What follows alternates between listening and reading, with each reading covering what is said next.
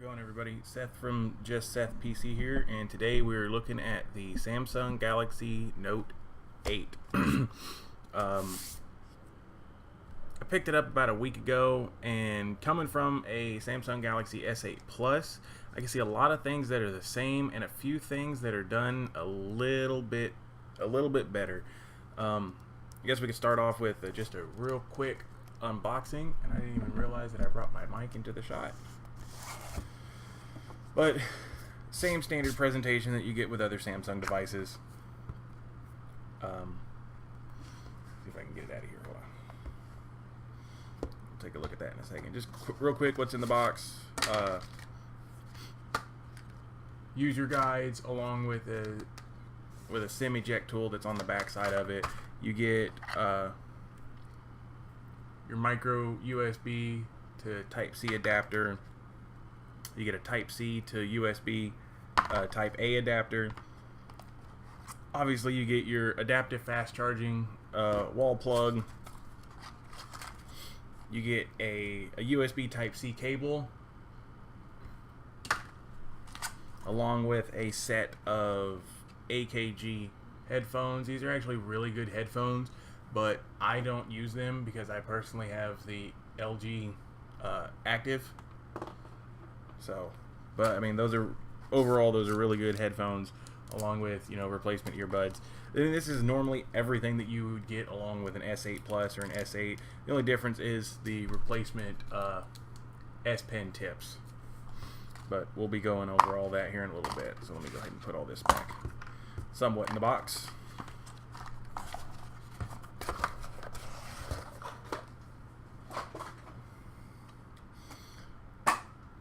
But now for the thing that we were waiting for, the Samsung Galaxy Note 8. For starters, I guess we can go over specs. My version of it, which is the United States version. Oh, that's nifty. I never even noticed the iris scanner camera shows up on this camera. Anyways, my version has the Qualcomm Snapdragon 835, which is an octa-core processor. It's split into two different quad cores, you know, one for power saving, one for heavy use. The Note 8 has a massive amount of 6 gigabytes of RAM compared to the S8 Plus, which only has 4 gigs, which is extremely handy in, you know, multitasking and things along those lines, which the Note is known for. Just like previous Samsung models, this one carries an IP68 rating, which is good for 1.5 meters of water for up to about 30 minutes. I have tested this, not with this phone, but with my S8, and it will last quite a while. Just don't do it in salt water, because that's a no-go. And what's really nice, though, with the Note is whenever you remove the S Pen, it still retains its IP68 rating. And you can write on the screen with it underwater. I guess Samsung isn't taking any chances this time around, though, because the battery in this is actually smaller than the one in the S8 Plus. The Note has a 3,300 milliamp per hour battery as compared to 3,500 milliamp hour battery in the S8 Plus. But, you know, in standard everyday use, I haven't really noticed a huge difference coming from my S8 Plus. Moving to the exterior of the phone, the Note 8 has been given a very large 6.3 inch AMOLED display with a very weird but odd screen ratio of 18.5 by 9, and carries a resolution of 2960 by 1440, and of course has what Samsung is calling their Infinity display. And it is a very, very nice display. I absolutely love the edge to edge as the glass melts over the side of it, and it's rather seamless, you know, not having the home button like the Note 7 or even other previous Samsung devices. It's a great implementation having the pressure sensitive home button there. Let's see, where were we? I messed my script up. Anyways, along the sides we have a nice band of aluminum to hold on to, so that you're not, you know, just on the glass all the time. As you can see, it is a rather focus. It is a rather, you know, prone to fingerprints. And this is just me handling it, getting ready for this video. This phone loves its fingerprints, especially in the black. But as compared to the S8 Plus, it does have a more boxy shape to it, like the corners aren't as rounded off. But after using it for a while, it just kind of feels right. Moving on to the camera, this is the first Samsung phone to ever feature a dual camera setup. And I must say it is a very nice implementation. There are no there's no camera bump, there's nothing protruding out of the back, so you don't have to worry about it wobbling on a table or anything along those lines. The setup is, it has a 12 megapixel primary camera and an additional 12 megapixel telephoto camera. Samsung has also had this feature called Live Focus, where you can control how much blur there is in the shot, and I'll try to do an overlay of this in here. You can adjust the blur also. You could also do it live, or you could do it afterwards within the photo editing app. And I have always liked slow motion videos, and Samsung of course does a very good job here as well.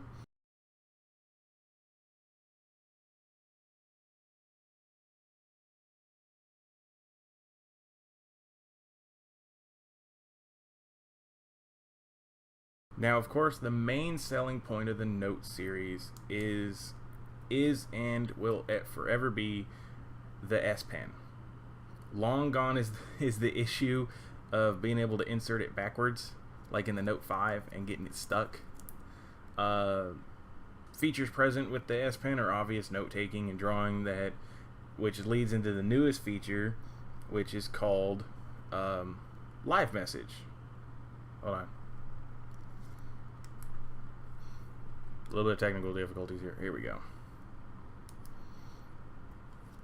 But it is called Live Message. If this thing would focus. I mean, and you could just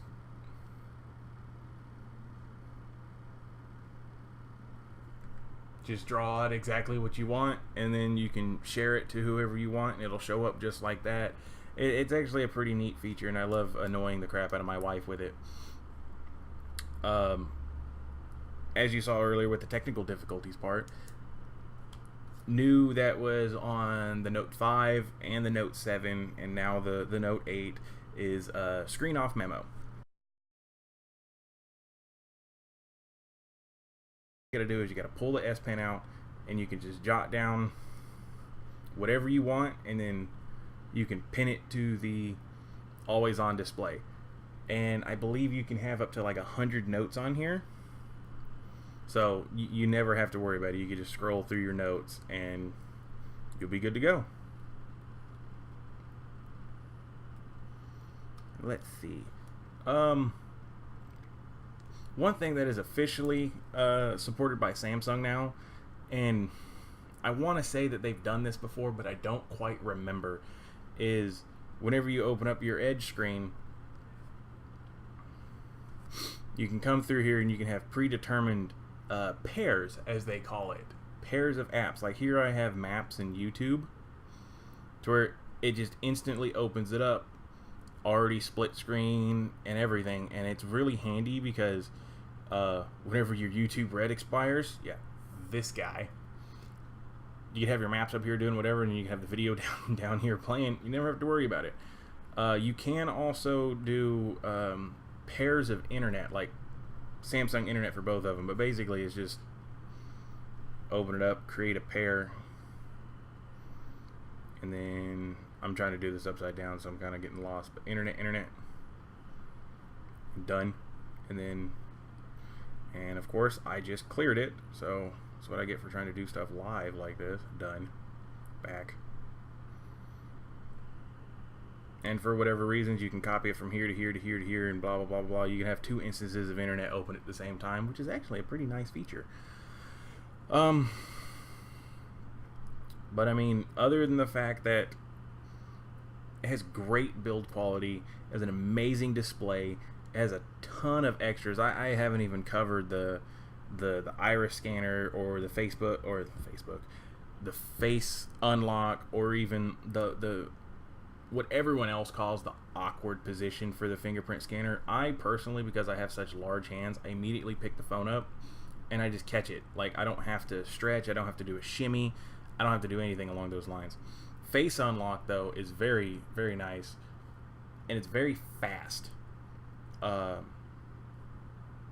I've played around with face unlock, with rooting devices and whatnot, and this is the best implementation, of course, because it's an official version of it. But yeah, you can see right there's your iris scanner. I don't use that very much because the face unlock is just so fast that I really don't have time to think about it. All I do is pull my phone out of my pocket, double tap the home screen or the home button, and it takes me to this screen, and boom, it unlocks. So, but that pretty much wraps up everything. Or like I was saying, great build quality, great display, amazing amount of features. It kind of lacks a little bit on the battery department, but like I said, I haven't found any issues out of it with having a smaller battery. I just don't see the issue in it. The only thing that kind of bugs me about this phone is, obviously, it's a brand new phone and it's having some quirky issues. Like, sometimes I'll pull the notification bar down and it'll go right back up.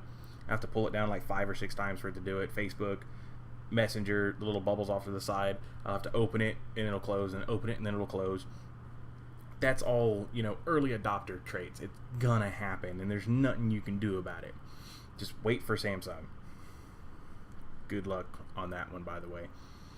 But overall, it's a fantastic device, and I know I didn't go too in depth in my review here, but give credit where credit's due. I'm trying.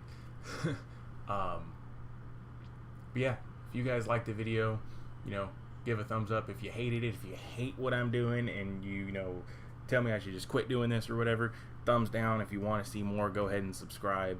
I got some more fun stuff in the plans for you guys here in a little bit, so I will catch y'all in the next one.